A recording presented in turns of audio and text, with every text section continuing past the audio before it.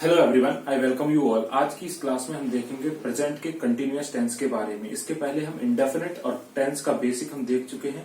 Present के continuous से आपके एग्जाम में सिर्फ एक ही इंपॉर्टेंट चीज आती है जो कि हम आज डिस्कस करने वाले हैं। अगर आपने उस चीज को सीख लिया है तो कभी भी एग्जाम में आपके कंटिन्यूअस टेंस से कोई भी क्वेश्चन गलत नहीं होगा। तो पहले आइए जरा जानते हैं कंटिन्यूअस टेंस होते कौन से हैं, मतलब क्या होते हैं, इसमें किस प्रकार की बात होती है। तो प्रेजेंट का कंटिन्यूअस एक ऐसा टेंस है, कोई भी कंटिन्यूटी का मतलब होता है लगातार। तो प्रेजेंट के कंटिन्यूअस में ऐसे सेंटेंस आते हैं जब आप किसी बात को उसी टाइम पर बोलें जब आप उस काम को कर रहे हैं। फॉर एग्जाम्पल डेफिनेशनल पार्ट को इसको देखेंगे आप। It expresses an action which is going on at the time of speaking. ये इस प्रकार के काम को बताता है कि जब आप उस काम को कर भी रहे हैं और बोल भी रहे हैं। जैसे मैंने आपके सामने कहा, मैं इंग्लिश पढ़ा रहा हूँ, मैं ये काम कर भी रहा हूँ और बोल भी रहा हूँ, है ना। At a time of speaking I am doing the work. इस प्रकार के जो सेंटेंस आते हैं वो इसमें आते हैं। आइए जरा स्ट्रक्चर की बात कर लेते हैं। आप याद रखेंगे किसी भी कंटिन्यूअस टेंस में, कंटिन्यूअस के किसी भी टेंस में हमेशा एक चीज याद रखिए, कंटिन्यूटी दिखाने के लिए हम वर्ब में आईएनजी फॉर्म लगाते हैं। कौन सी फॉर्म लगाते हैं? आईएनजी फॉर्म लगाते हैं। अब मैं अगर आपसे बात करूं, वर्ब में आईएनजी मैंने लगाने की बात की है, दैट मीन्स अगर आप वर्ब में आईएनजी लगाएंगे इसका मतलब आप किसी वर्ब को मॉडिफाई कर रहे हैं। क्या कर रहे हैं आप? मॉडिफाई। मॉडिफाई का मतलब होता है किसी भी चीज के रूप में परिवर्तन करना। अगर आप किसी वर्ब में आईएनजी लगा रहे हैं इसका मतलब आप मॉडिफाई कर रहे हैं, और मॉडिफाई आप सिर्फ और सिर्फ वर्ब की फर्स्ट फॉर्म को कर सकते हैं। इसका मतलब प्रेजेंट के कंटिन्यूअस में हमेशा वर्ब की फर्स्ट फॉर्म का यूज होगा। सारे के सारे कंटिन्यूअस टेंस की बात करूं, चाहे वो प्रेजेंट हो, पास्ट हो या फ्यूचर हो, हमेशा उसमें वर्ब की आईएनजी फॉर्म आएगी। And ING form that means verb की फर्स्ट फॉर्म प्लस आईएनजी। इतनी सी बात को आप समझ गए होंगे। आइए अब डेफिनेशन को मिटाकर रियल बात पर आते हैं। अगर मैं आपके सामने टेंस के बेसिक स्ट्रक्चर की बात करता हूं तो आपने कहा था सबसे पहले सेंटेंस में आता है सब्जेक्ट, उसके बाद आती है वर्ब और वर्ब के बाद आता है अपना ऑब्जेक्ट। अलग अलग टेंस के लिए अलग अलग व्यवस्था हो सकती है। अगर इसको और मॉडिफाई करें तो हम कुछ इस प्रकार इसको लिख सकते हैं। सबसे पहले आएगा सब्जेक्ट, सब्जेक्ट के बाद helping verb, helping verb, helping verb के बाद आती है आपके सामने मेन वर्ब, और मेन वर्ब के बाद उसका आता है ऑब्जेक्ट। मैंने कुछ इस प्रकार आपको चीजों को सिखाया है कि हमेशा सेंटेंस में जो हेल्पिंग वर्ब है वो सब्जेक्ट के ऊपर डिपेंड करती है, और मेन वर्ब जो है वो हेल्पिंग वर्ब के ऊपर डिपेंड करती है। यहाँ पर मेन वर्ब का हेल्पिंग वर्ब के ऊपर डिपेंड करने से मतलब है कुछ नई चीज मैं आपके सामने इंट्रोड्यूस कर रहा हूँ। हेल्पिंग वर्ब सब्जेक्ट के ऊपर कैसे डिपेंड करती है, मैंने आपके सामने कहा। अगर प्रेजेंट की कंटिन्यूअस की बात करें तो हेल्पिंग वर्ब क्या होगी? Is, am and are. इन तीन में से कोई एक होगी। सब्जेक्ट के ऊपर डिपेंड करने से क्या मतलब है आपको पता है? अगर सब्जेक्ट सिंगुलर हुआ इसका मतलब ही, सी, इट या किसी का भी नाम हुआ तो आपकी जो हेल्पिंग वर्ब उनके साथ लगेगी वो लगने वाली हेल्पिंग वर्ब होगी इज। क्या होगी? इज। तो यहां से आपको समझ में आया कि हेल्पिंग वर्ब सब्जेक्ट पर डिपेंड कर रही है। ही, सी, इट या किसी का नाम होने पर हेल्पिंग वर्ब इज का यूज करेंगे। अगर सेंटेंस का सब्जेक्ट आई होगा तो आई के साथ आप एम का यूज करेंगे, और इनके अलावा कोई और सब्जेक्ट हुआ, फॉर एग्जाम्पल यू हुआ, वी हुआ या दे हुआ, या एक से ज्यादा लोगों के नाम हुए जैसे कि राम एंड श्याम, दो लोग हुए, तो आप हेल्पिंग वर्ब का यूज करेंगे आर का।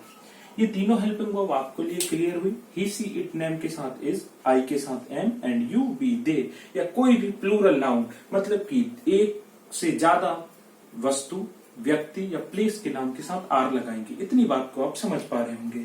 अब दूसरी बात जो है वो मेन वर्ब हेल्पिंग वर्ब पर डिपेंड करेगी। कैसे? तो आइए जरा देखते हैं। मेन वर्ब की अगर हम बात करें तो मेन वर्ब की तीन फॉर्म होती है। First form of main verb, second form of main verb and third form of main verb. अगर मैं इन फॉर्म्स की बात करूं तो मैंने आपको टेंस के बेसिक लेक्चर में इनके बारे में डिटेल में बता चुका हूं कि कौन सी फॉर्म कहां पर किसके साथ यूज होगी। इन शॉर्ट में आपको बताऊं तो मैंने आपको बताया था वर्ब की third form has, have and had नाम की हेल्पिंग वर्ब के साथ यूज होती है। फर्स्ट फॉर्म बाकी बची हुई सारी हेल्पिंग वर्ब के साथ यूज होती है, एंड सेकंड फॉर्म किसी भी हेल्पिंग वर्ब के साथ यूज होती नहीं है। अभी हम क्या सीख रहे हैं कि हमने कहा कि प्रेजेंट के कंटिन्यूअस में आईएनजी फॉर्म का यूज होगा, क्योंकि वो टेंस कंटिन्यूअस है और कंटिन्यूअस मतलब निरंतरता, और निरंतरता कब दिखाएगी कोई भी वर्ब, जब उसमें क्या लगा हो, आईएनजी। मतलब आप समझ गए हैं सर कि इनके साथ वर्ब की आईएनजी फॉर्म आएंगी। अब मैंने आपको थोड़ी देर पहले समझाया कि आईएनजी सिर्फ और सिर्फ किस फॉर्म में लग सकता है, आपने कहा फर्स्ट फॉर्म में, तो यहां पर आएगा फर्स्ट फॉर्म प्लस आईएनजी। इस सारी बातचीत को मिटाता हूं और मैं ये बोलना चाहता हूं आपके सामने कि जब भी हेल्पिंग वर्ब इज, एम या आर होगी, हेल्पिंग वर्ब क्या होगी, इज, एम या आर, क्योंकि ये कंटिन्यूअस टेंस की हेल्पिंग वर्ब है, इनके बाद आप लगाएंगे ING form of verb. Verb की फर्स्ट फॉर्म में क्या लगाएंगे, आईएनजी, मतलब कि मेन वर्ब यहां पर आई फर्स्ट फॉर्म ऑफ वर्ब, और उसके बाद क्या लिखूंगा मैं, ऑब्जेक्ट को लिखूंगा। इतनी बात को समझ पा रहे होंगे, हाँ या ना। ही सीट नेम के साथ इज, आई के साथ एम, एंड यू बी दे के साथ आर लगाइए, वर्ब की आईएनजी फॉर्म लगाइए, ऑब्जेक्ट लगाइए। यहां तक कोई भी प्रॉब्लम नहीं है, 5th क्लास का बच्चा भी इस बात को समझ सकता है, लेकिन हमारा लेवल तो यहां से थोड़ा सा ऊपर होना चाहिए। आइए आगे बढ़ते हैं और सारी बातचीत को मिटाता हूं।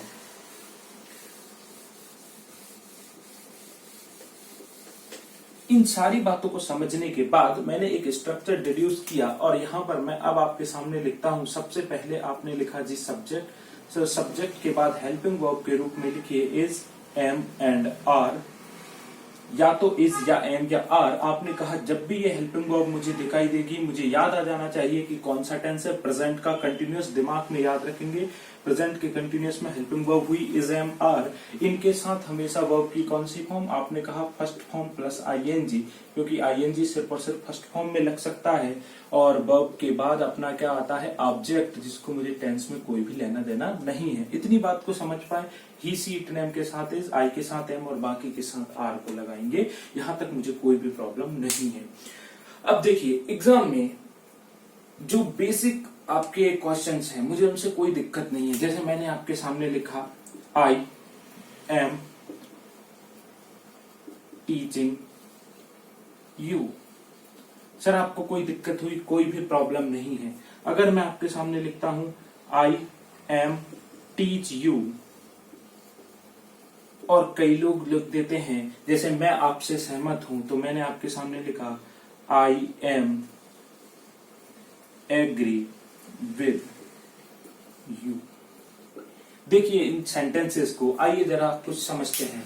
सबसे पहले मैंने देखा, अब मुझे नहीं पता एग्जाम में क्या करना है, हमें नहीं पता कि कौन सा सेंटेंस किस टेंस को ध्यान में रखकर लिखा गया है। मुझे नहीं पता कि लिखने वाले ने इसको प्रेजेंट कंटिन्यूअस सोचकर ही लिखा है, शायद उसने इसको प्रेजेंट इंडेफिनिट में लिखना चाहा है। हम किस प्रकार एग्जाम में क्वेश्चन को सॉल्व करते हैं, आइए जरा देखते हैं। सबसे पहले मैं गया, ये हुआ मेरे लिए सेंटेंस का क्या, सब्जेक्ट। आपने कहा सब्जेक्ट के बाद हेल्पिंग वर्ब आती है, हेल्पिंग वर्ब के बाद मेन वर्ब आती है, और मेन वर्ब के बाद ऑब्जेक्ट आता है। मैं देख लेता हूं, सब्जेक्ट आई लिखा हुआ है, बिल्कुल सही है, सब्जेक्ट हो सकता है आई। क्या आई के साथ एम आता है, बिल्कुल आई के साथ एम आता है, मतलब ये हेल्पिंग वर्ब सही है।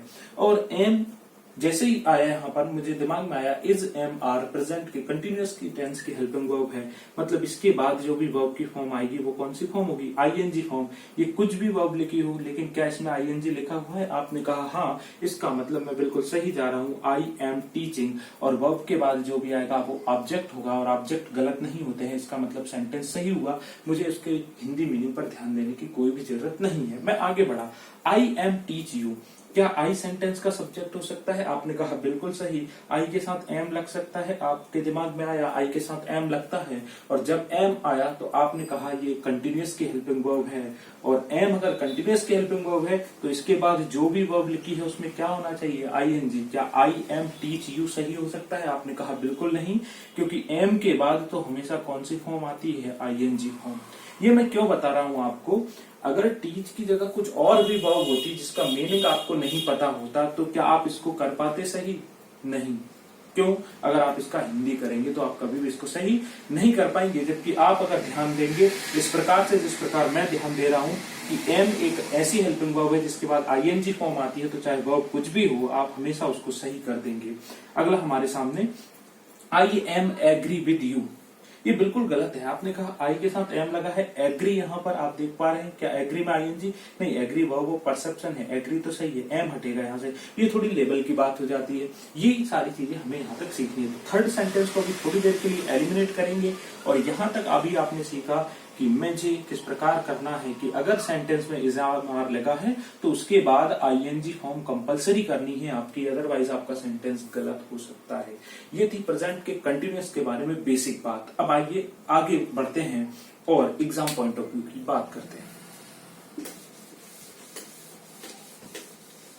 ये आपके सामने रहा स्ट्रक्चर। अब मैं कुछ और बात कर रहा हूं। मैंने आपसे कहा कि आई एम टीचिंग इंग्लिश का मतलब है मैं आपको इंग्लिश पढ़ा रहा हूं।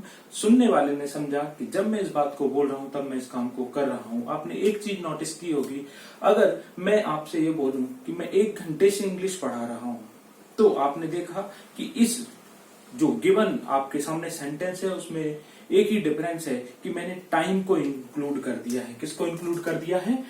टाइम को इंक्लूड कर दिया है। कौन से टाइम को? आपने कहा ये काम आप कब से कर रहे हैं, उस टाइम को भी इंक्लूड कर दिया है। सुनने में ये जो सेंटेंस है आपके सामने प्रेजेंट के कंटिन्यूअस जैसा ही लगता है। क्या कहा मैंने? मैं इंग्लिश पढ़ा रहा हूं, प्रेजेंट का कंटिन्यूअस, और मैं 1 घंटे से इंग्लिश पढ़ा रहा हूं, ये भी प्रेजेंट के कंटिन्यूअस जैसा लगता है क्योंकि दोनों में रहा हूं। लेकिन दोनों में क्या डिफरेंस है? एक में टाइम इंक्लूड है और दूसरे में टाइम इंक्लूड नहीं है। तो ऐसी कोई भी एक्टिविटी प्रेजेंट के कंटिन्यूअस में जिसमें टाइम इंक्लूड हो, वो कभी भी प्रेजेंट के कंटिन्यूअस के स्ट्रक्चर पर बनती नहीं है। फॉर एग्जाम्पल, मैंने आपके सामने कहा आई एम